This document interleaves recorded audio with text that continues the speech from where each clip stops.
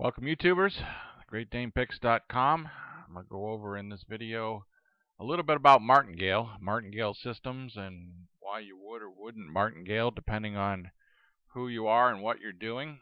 And this is very theoretical type exercise here, but often martingales are associated with a gambling system that probably came out of maybe 18th century France or whatever at the casinos, where people recognize that given a 50-50 chance or some chance like that, right? Around 50-50, that, if your probability of getting a number of losses in a row isn't real high, so they will double their bet every time they lose, and eventually you win. And when you win all the money you lost plus a little bit. I guess there's also a flat martingale where you just bet what you lost and you get back to zero. But if you double your bet every time, then you're winning a little bit more. For example, if the first hand you lost, you lose, and let's say you're betting $5 at a $5 craps a roulette table, then you lose $5. The next bet you bet $10, and you lose that. Well, now you've lost $15, but your next bet is going to be $20. So if you win, you'll win $20 back, right? And so you'd be ahead $5 on that net effect. Now, if you win right away, you just win $5, right? So you continually win, and it's a great system. And you'll see, even to this day, there's a few different leagues of people, right? There's the people who put out roulette videos and actually try to show you a winning system with a martingale, in that they doubled their bet at some point in time. If you go into the details and you identify, so they actually believe they're winners, they just haven't run into losing yet. The next camp is probably people who don't believe martingales win ever, period, because you don't win in blackjack and you don't win in roulette. And so that's a common group of people that believe that, and therefore anytime you have a martingale, they say that's a losing system and you need to move on for it.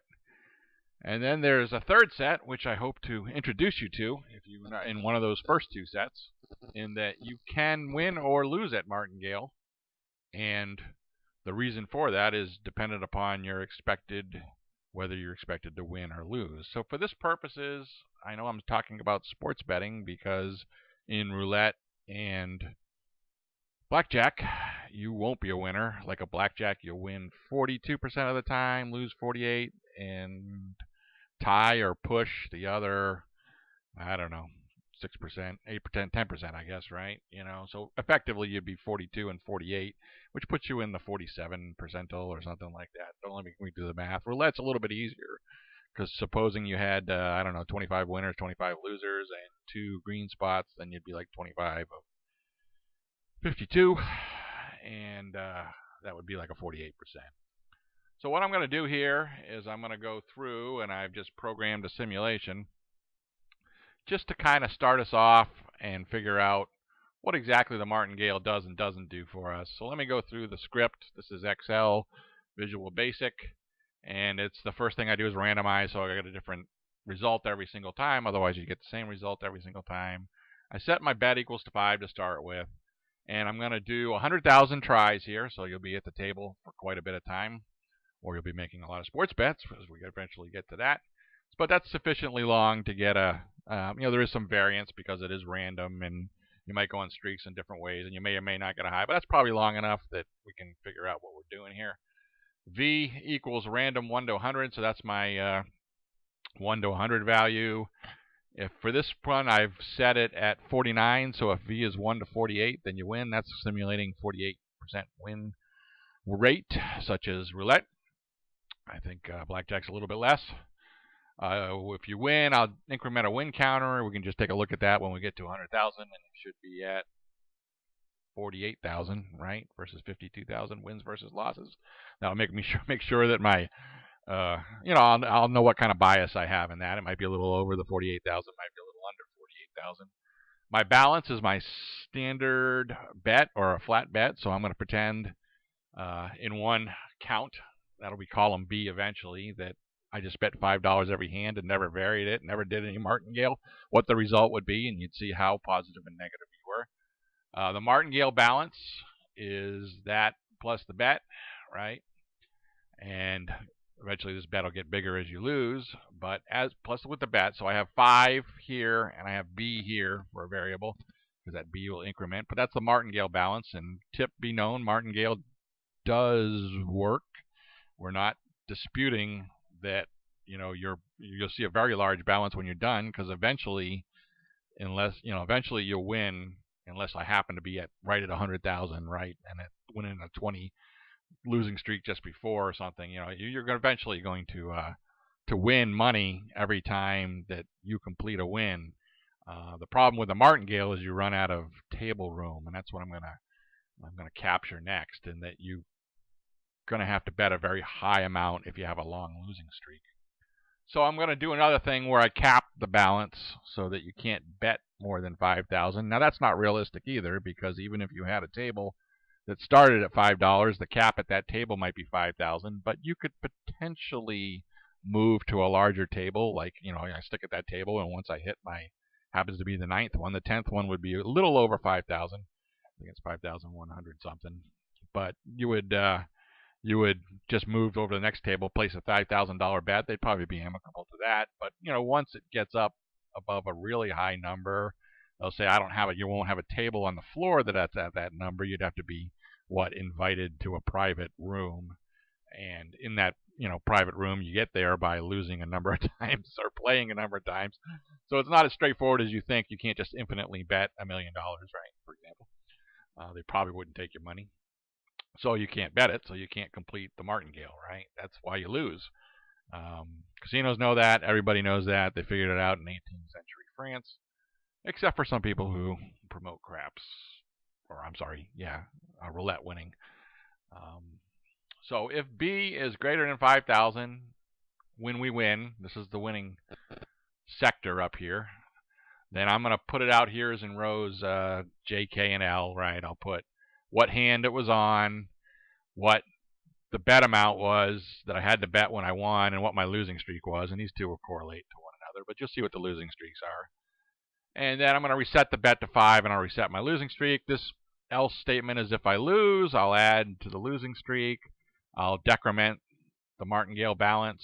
I'll double the bet, and I will put the 5K bet equal to the bet, the Martingale bet. If the 5K bet is over 5K, then I'll just make it $5. I'll reset it, pretend you busted out, go back to $5.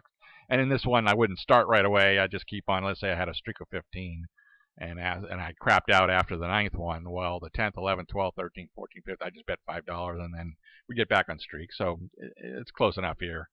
You're not going to have a streak of 100 or something like that. Not at this number. Not at 48% winning.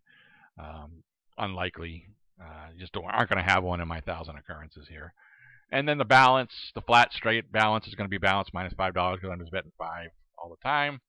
And I'll increment the loss count, and hopefully that comes up to 52,000 in this case, or pretty darn close to it. Every 1,000 hands, I'm going to put out in the rows B through F the status, which is the balance, the Martingale balance, the wins, the losses, and the capped amount. So let's go ahead and run this. I'll run it a couple times, but let me run it once. That's what it is. It comes up, runs pretty quick. I mean, we're just doing straight numbers here. And you can see that normally at a 48% win rate, you're going to lose money, even betting, right? $5 each way. And so you're going to lose money consistently, right? Per 1,000 hands. Up and down a little bit, but, in general. Now, the Martingale balance is always going to win because I can bet an unlimited amount. The number of wins, the number of losses, and the capped. Well, the capped goes negative, goes positive, but eventually at the end of the day, let me go down to 100,000. You would have lost 17,000 at 48% winner. Martingale would have made a ton of money, but you can't execute it. 48,000 was the estimated. It's a little bit over. I was a little heavy on the wins here, a little heavy on, light on losses, but I would have lost $260,000. So a lot more. Not a good strategy. If I look at the bet streaks at hand 492, so within the first 1,000, I had a loss streak of 10, and I would have had to bet that 5120. I had a loss streak of 11 also in the first 1,000. It's a little bit unusual to be 1,000 because I've got 76 total times, so a little bit less than 1,000 every 1,000 on average. I'll have a losing streak. So you wouldn't need to go on average much more than 1,000 or so, a little bit over 1,000, whatever that works out to, 76 into 100, right? But my biggest losing streak was 16, and that's this guy here. I would have had to have a bankroll of 327, or I would have had to make a bet of 327,000. So that's what I was talking about. It's a little impossible to find a table on the routine floor that would take 327,000. It's a little bit impossible in the sports betting book probably to find a $327,000 bet, even if you want to do that way. If you were a 48% winner at sports betting, although sports betting doesn't give you a 1-to-1 payout. But for the purpose of what I'm talking here, you know, I hand 28,000 at what I got there. And of course, there are a lot of 10s and 14s and 11s and 12s. Like I said, the highest was a 16. So that was a good run. Let's go ahead and do that again just to get a second set of results, right? I mean, I could go on for a million hands and we could figure it out that way, but just for the fun of it, let's go ahead and do another run. And I'm probably going to get very similar numbers. And that, yeah, 17,000 I would have lost. I'm in the 240s. 48 is again a little bit winner this time. And it was minus 168 instead of minus 240 this time or something. So got better this time. A little bit better winning rate. But the same type of thing. I had a streak of 15 max. And I would have needed only 163,000 for some bet at this particular time. Bet number 33,000. And I would have had lots of bust outs. And that's why you lose, right? So let's vary this a little bit and just pretend, although we can't be a blackjack or roulette, in sports gambling you just wouldn't win as much money, but the concept is the same here. So let's just make us a 52% winner. And just pretend, right? I mean, I'm not going to decrement some of these numbers because you have a payout that doesn't give you 1-to-1. And you have to figure that out as an average. But what I'm trying to get the point across here is that although my balance is now, even though I was minus 20 for the first 1,000 hands, not much of a loss, but a 52% winner, you will win money. You don't lose money anymore as a straight balance. And you get out to $21,000 in winnings. Of course, if you're a Martingale, you'd still have a 200,000, 60,000. That doesn't change a lot because, well, it changes a little bit. But I mean, at the end of the day, you're always winning with Martingale. You will win 52,000, so I'm a little positive on the heavy here again. But what's really important to notice is that you're capped Martingale. In other words, when you get to 5K, you quit, go back to 5. Because you're a winner, it actually, instead of being negative, 163 or negative, you're actually positive 215,000, 214,000. And opposed to 21,000, that's a much higher number, right? And in this case, I'm never betting more than 5,000, so I can clearly do that on a standard table, right? I mean, you could do that if you were, or let's just say, I'll talk about a sports book. If you're never betting more than 5,000, most of your books will take that, right? And so if you're a 52% winner, again, I caveat that. But you're not going to have, your streak wasn't as long. You did have a 13 streak. It came in the 7,000 stand. And there weren't nearly as many streaks. So what you see is that, yeah, as you have a higher win percentage, your chances of going on a long streak or your probability of a long losing streak decrements. And I never got over 13. I didn't get 16 or 17. I did have some 13. 13 will hang out there. You will have to make a $40,000 bet at some point in time, unmartingaled, right, or uncapped. And so that's the point there. Let me run it again just to see what kind of difference I get. Whoops. You run it again. And same type of thing in that you end up with 21,000 in winnings. You would have ended up with 160,000 in winnings in the cap system. Again, non-capped, you end up with about the same. You end up the same. You did have a bigger losing streak here, so the probabilities, I mean, you run this enough times, you still have the same 16 losing streak at some point in time, so that's not very realistic. It is a warning. I mean, not one try is an absolute thing here, but I still have much less than what I had with 76 or whatever. I have 37.